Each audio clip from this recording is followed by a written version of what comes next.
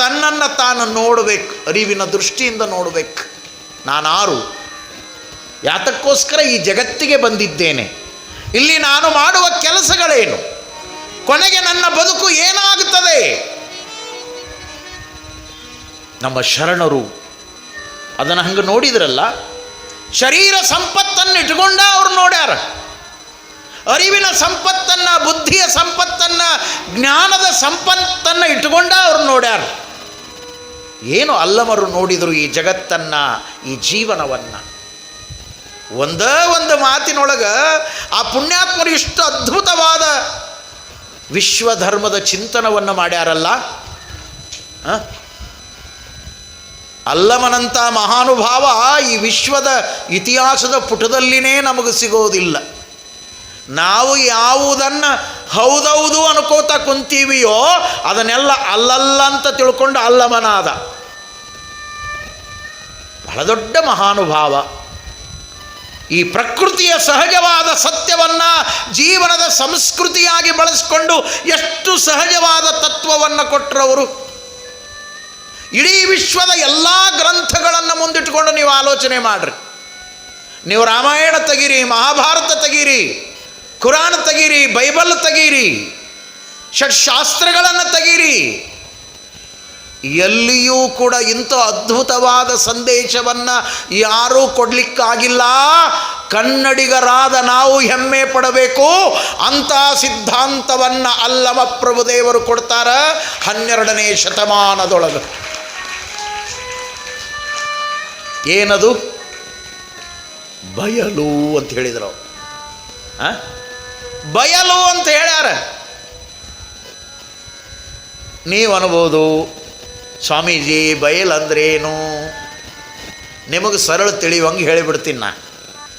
ಭಾಳ ಅದ್ಭುತವಾದ ಮನೆಯನ್ನು ಕಟ್ಟೀರಿ, ಮಾರ್ಬಲ್ ಹಾಕೀರಿ, ಟೈಲ್ಸ್ ಹಾಕೀರಿ, ಬಂದು ನೋಡಿದವರು ಹೌದೌದು ಅನ್ಬೇಕು ಅಂದ್ರೆ ಅದು ಭಾಳ ಖುಷಿ. ಮತ್ತು ಅಂಥವ್ರನ್ನ ಮನೆಗೆ ಕರಿಬೇಕ್ರಿ, ಹೌದು ಅನ್ನೋರನ್ನ. ಅಲ್ಲ ಅನ್ನೋರನ್ನ ಎಂದೂ ಕರಿಬೇಡ್ರಿ. ಈ ಅಲ್ಲನ್ನೋ ಕಂಪ್ನಿ ಭಾಳ ಬಂತಂದ್ರೆ ನಿಮ್ಮ ತಲೆನ ಕೆಡ್ತಾವ. ಸಾಲ ಶೂಲ ಮಾಡಿ ತಲೆ ಕೆಡಿಸ್ಕೊಂಡು ಕಟ್ಟೋರು ಸಿಗಲಾರ್ದ ಎಲ್ಲೆಲ್ಲೋ ಹುಡುಕಿ ಬಿಸಿಲಾಗ ನೆಳ್ಳಾಗ ನಿಂತು ವರ್ಷಗಟ್ಟಲೆ ಕಟ್ಟಿರ್ತೀರಿ ಮನೆ. ಕಟ್ಟಿದ ಮೇಲೆ ಅದರ ಪ್ರವೇಶ ಮಾಡುವಾಗ ಎಲ್ಲರನ್ನೂ ಯಾಕೆ ಕರಿತೀರಿ ಅಂದ್ರೆ ಬಂದವರೆಲ್ಲ ನೋಡಿ ನೀವು ಮಾಡಿದ ಸಿಹಿ ಪದಾರ್ಥ ತಿಂದು ಚಲೋ ಅಂದು ಹೋದರೆ ನಿಮಗೆ ಆನಂದ ಆಗಿಬಿಡ್ತದೆ. ಇಷ್ಟ ಇರ್ತದೆ ಕೆಲಸದ, ಮತ್ತೇನಿಲ್ಲ ಅಲ್ಲಿ ಗನಂದಾರಿ. ಕಟ್ಟಿದ್ದು ತೋರ್ಸಾಕ ಮಂದಿನ ಕೂಡಿಸೋದು, ಇದಕ್ಕೆ ಪ್ರವೇಶ ಅಂದೀವಿ ನಾವು. ಏನು ಗಟ್ಟಿ ಬಾರ್ಸಕ್ಕಂತ ತಿಳಿದಿರೇನು? ಅವು ಸುಮ್ಮ ಹೊಟ್ಟಿಗಾಗಿ ಬಾರಿಸೋ, ನಾವು ಬಾರಿಸೋ ಬೇರೆ ಅವು. ಆ ಮನೆಯನ್ನು ಹೊಸದಾಗಿ ಕಟ್ಟಿದಾಗ ಎಷ್ಟು ಬಯಲಿರ್ತದೆ, ಮನೆ ತುಂಬ ಓಡಾಡಾಕ, ಮಕ್ಕಳು ಆಡಾಕ ಎಲ್ಲ ಇರ್ತದೆ.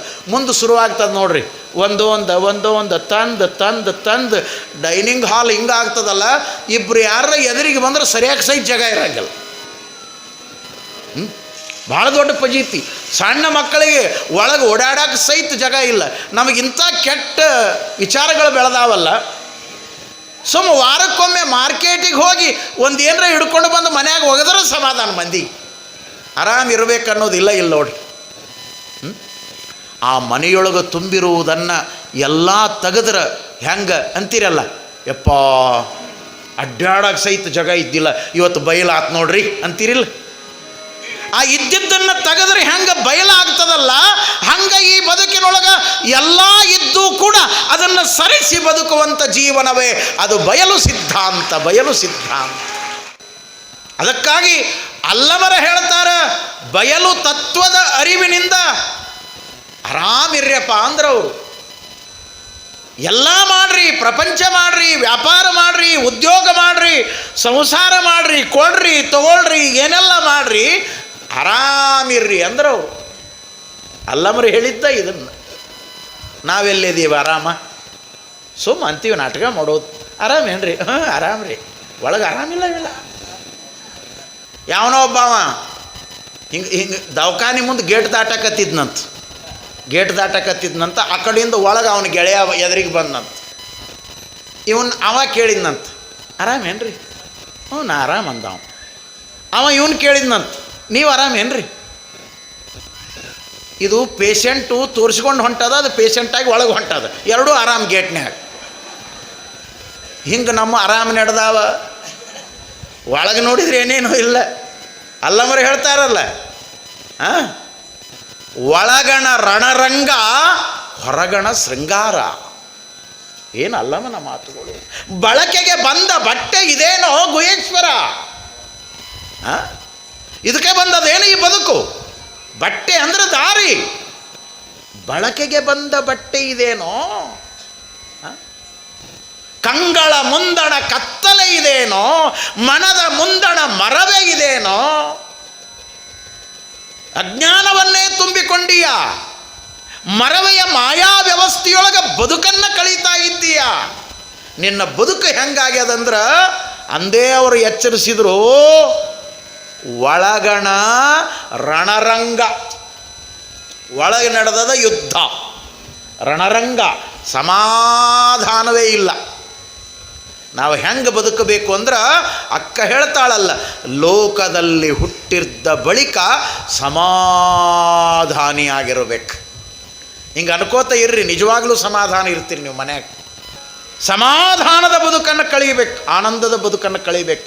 ಒತ್ತಡದ ಬದುಕನ್ನು, ಅಸಮಾಧಾನದ ಬದುಕನ್ನು, ಚಟಪಟಿಕೆಯ ಬದುಕನ್ನು, ಒಳಗೇನೇನೋ ಗೊಂದಲಗಳನ್ನು ತುಂಬಿಕೊಂಡ ಬದುಕನ್ನು ಎಷ್ಟು ದಿನ ಕಳೆದು ಏನು ಮಾಡೋದಾದ? ಅದಕ್ಕೇನು ಬಯಲು ಅಂತಾರೆ. ಏನು ಒಳಗೆ ಮನೆ ತುಂಬ ಸಾಮಾನು ತುಂಬಿದಂಗೆ ಅದು. ನಮ್ಮ ಮನಸ್ಸು ಡಸ್ಟ್ಬಿನ್ ಆಗಬಾರ್ದು. ಏನೆಲ್ಲ ಹಾಕಿದ್ದ ಹಾಕಿದ್ದ ಹಾಕಿದ್ದ ಹಾಕಿದ್ದ ಹಾಕಿದ್ದ ಹಾಕಿದ್ದ. ಬಯಲು ತತ್ವವನ್ನು ಹೇಳಿದರು. ಖಾಲಿ ಮಾಡಿ ಬದುಕೋದೇ ಸಾಧನ.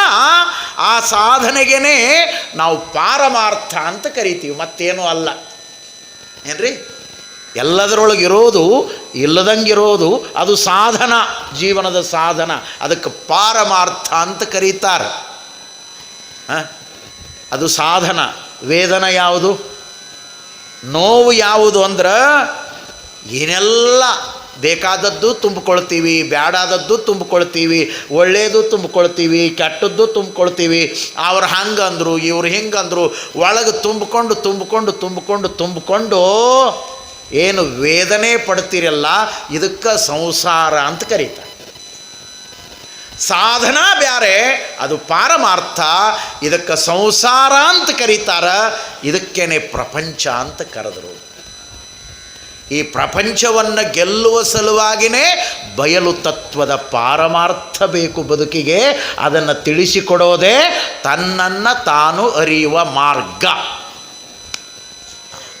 ತನ್ನನ್ನು ತಾನು ಅರಿಯುವ ಮಾರ್ಗ. ಅಲ್ಲಮರು ಎಷ್ಟು ಚಂದ ಹೇಳಿದರು. ಬಯಲು ಬಯಲನೇ ಬಿತ್ತಿ, ಬಯಲು ಬಯಲನೇ ಬೆಳೆದು, ಬಯಲು ಬಯಲಾಗಿ ಬಯಲಾಯಿತ್ತಯ್ಯ. ಬರೇ ಬಯಲ ಬೆಳೆಸ್ಯಾರ ನೋಡ್ರಿ. ಏನಲ್ಲಮ್ಮ. ಮುಂದಿನ ಮಾತು ಹೇಳ್ತಾರ, ಬಯಲು ಜೀವನ. ಈ ಜೀವನ ಒಂದು ದಿನ ಬಯಲಾಗ್ತದೆ. ಇದನ್ನು ತಿಳಿದು ಬಾಳು. ಇದು ಸ್ಥಿರವಾಗಿ ಇರುವಂಥ ಬದುಕಲ್ಲ, ಇದು ಬಯಲಾಗುವ ಬದುಕು. ಈ ಬಯಲು ತತ್ವವನ್ನೇ ತಿಳ್ಕೊಂಡು ನಮ್ಮ ಹಳ್ಳ್ಯಾಗ ಬಯಲಾಟ ಅಂತ ಆಡ್ತಿದ್ರು. ಆಡ್ಯಾರ ಗೊತ್ತದಲ್ಲ ನಿಮಗೆ? ಈಗಿನ ಮಂದಿಗೆ ಗೊತ್ತಿಲ್ಲ ಬಯಲಾಟ ಏನು ಅಂದ್ರೆ. ಹಿರಿಯರಿಗೆ ಗೊತ್ತದ. ಹಳ್ಳ್ಯಾಗ ಸಹಿತ ಬಯಲಾಟ ಆಡ್ತಿದ್ರು. ಅದು ಬೆಳಗ್ಗೆ ಮುಂಜಾನೆ ಮಂಗಲ ಮಾಡೋದು. ಮಂದಿ ಎಂಡಿ ಪುಟ್ಟಿ ಹೊತ್ಕೊಂಡು ಹೋಗೋ ಮುಂದೆ ಇವ್ರದ್ದು ಮಂಗಲ. ಬಯಲಾಟ. ಎದಕ್ಕೆ ಬಯಲಾಟ ಮಾಡಿದರು? ಈ ಬದುಕ ಒಂದು ಬಯಲಾಟ. ಈ ಬದುಕ ಒಂದು ಬಯಲಾಟ. ಕೈ ಕೈ ಧೂಳುಗೈ. ನಾನು 2 ದಿನ ನೋಡಿದೆ. ಬಿಟ್ಟಿದ್ದೆ. ಯಾರ ಕೇಳ್ತಾರೇನಂತ ಕೇಳಲಿಲ್ಲ ನೀವೇನು. ಇಲ್ಲಿಗೆ ಬಿಟ್ಟಿದ್ದೆ ನಾನು. ಪೂರ್ಣ ಹೇಳಿಲ್ಲ ಅಲ್ರಿ ಅಪ್ಪ ಅವರೇ ಅಂತ ಒಬ್ಬರು ಕೇಳಲಿಲ್ಲ. ನಾನು 2 ದಿನ ಕಾದು ನೋಡಿದೆ. ಅದು ನನ್ನೊಳಗಿದ್ದಿದ್ದು ಹೊರಗೆ ಬೀಳಬೇಕಲ್ಲ ಅದು. ಕೈ ಕೈ ಧೂಳುಗೈ. ಇಲ್ಲಿ ತನಕ ಹೇಳಿದ್ದೆ. ಪಂಚಂ ಪಗಡಿ. ಯಾವುದು ಪಂಚಂ? ಇದು ಪಂಚಭೂತಗಳಿಂದ ನಿರ್ಮಾಣವಾಗಿರುವಂಥ ಈ ಬದುಕು, ಈ ಜೀವನ. ಪೃಥ್ವಿ, ಅಪ್, ತೇಜು, ವಾಯು, ಆಕಾಶ, ಮಣ್ಣು, ನೀರು, ಗಾಳಿ, ಬೆಂಕಿ, ಬಯಲು. ಈ 5ರಿಂದ ಇದು ನಿರ್ಮಾಣ ಆಗ್ಯದ. ಅದಕ್ಕಾಗಿಯೇ ಅಲ್ಲಮ ಹೇಳಿದರು, ಈ ಶರೀರ ಸಂಪತ್ತು, ಈ ಅರಿವಿನ ಸಂಪತ್ತಿನ ಬಗ್ಗೆ ಅವರು ಹೇಳ್ತಾರೆ, ಎಷ್ಟು ಅದ್ಭುತ ಹೇಳಿದರು ಅಂದರೆ ಭೂತವು ಕೂಡಿ ಅದ್ಭುತವಾಯಿತು ನೋಡ. ಭೂತವು ಕೂಡಿ ಅದ್ಭುತವಾಯಿತು. ಪಂಚಭೂತಗಳ ಸಂಗಮ ಮತ್ತೊಂದು ಅದ್ಭುತಕ್ಕೆ, ಸೃಷ್ಟಿಗೆ ಕಾರಣ. ತಂದೆಯ 5 ಪಂಚಭೂತಗಳು, ತಾಯಿಯ 5 ಪಂಚಭೂತಗಳು ಸಂಘದಿಂದಲ್ಲದೆ ದೇಹವಾಗದು. ಅಕ್ಕನ ಅನುಭವದ ಮಾತು. ಅದ್ಭುತ ಹುಟ್ಟಿ ಬರ್ತದ, ಅರಿವಿನ ಜನ್ಮ ಹುಟ್ಟಿ ಬರ್ತದ, ಶರೀರ ಸಂಪತ್ತಿನಿಂದ ಜಗತ್ತಿಗೆ ಬರ್ತದ ಈ ಬದುಕು. ಅದಕ್ಕಾಗಿ ಪ್ರಭುದೇವರ ಅಪ್ಪಣೆಯನ್ನು ಕೊಟ್ಟರು. ಬಯಲು ಜೀವನ, ಬಯಲು ಭಾವನೆ, ಬಯಲಾಗಿ ಬಯಲಾಯಿತ್ತಯ್ಯ. ಗುಹೇಶ್ವರ, ಹೇ ಪರಮಾತ್ಮ, ಸೃಷ್ಟಿಕರ್ತ, ವಿಶ್ವಧರ್ಮವನ್ನು ಜಗತ್ತಿಗೆ ಕೊಟ್ಟಿರುವಂಥ ಜಗದೊಡೆಯ, ಹೇ ಗುಹೇಶ್ವರ, ನಿಮ್ಮನ್ನು ಪೂಜಿಸಿದವರು ಮುನ್ನವೇ ಬಯಲಾದರಯ್ಯ. ಅವರು ಬಯಲ ಬದುಕನ್ನೇ ಕಳೀತಾರಪ್ಪ. ಬಂಧನದ ಬದುಕನ್ನು ಕಳೆಯೋದಿಲ್ಲ, ದುಃಖದ ಬದುಕನ್ನು ಕಳೆಯೋದಿಲ್ಲ, ಆನಂದದ ಬದುಕನ್ನು ಕಳೀತಾರೆ. ಆ ಬದುಕಿನ ಜಾಗೃತಿ ಮೂಡಬೇಕು ಅಂದ್ರೆ ತನ್ನನ್ನು ತಾನು ಅರಿಯೋದು.